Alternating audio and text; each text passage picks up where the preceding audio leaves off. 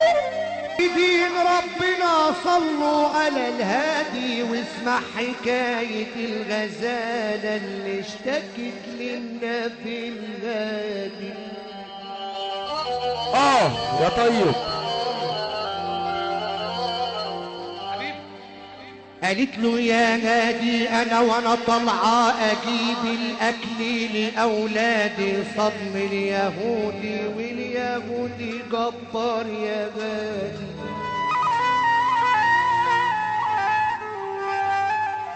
صدم اليهودي واليهودي جبار يا هادي، وحابسنا عنده بقاله يومين.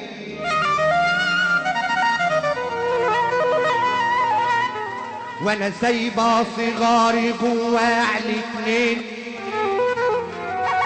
قالت له اطمني عنده يا هادي وانا ارجع له بعد يومين.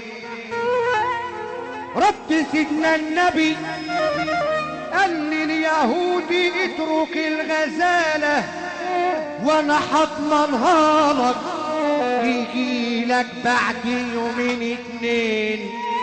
رد اليهودي من جهله، ما هو اصله ما يعرفش سيدنا النبي. قال له ده رزقي ورزق اولادي يا هادي. رد سيدنا النبي قال لي اليهودي بقول لك اترك الغزاله وانا هضمنها لك، تيجي لك بعد يومين اتنين. ترك اليهودي الغزالة، رجعت لأولادها بتبكي. قالت لهم يا أولادي ده أنا وأنا طالعة أجيب الأكل، صدم اليهودي واللي ضمني عنده النبي الهادي. شوف رد أولادها كان إيه، قالوا لها لبنك علينا حرام لما توفي الدين اللي ضمنت فيه النبي الهادي. رجعت الغزالة لسيدنا النبي، شافها اليهودي شافها اليهودي.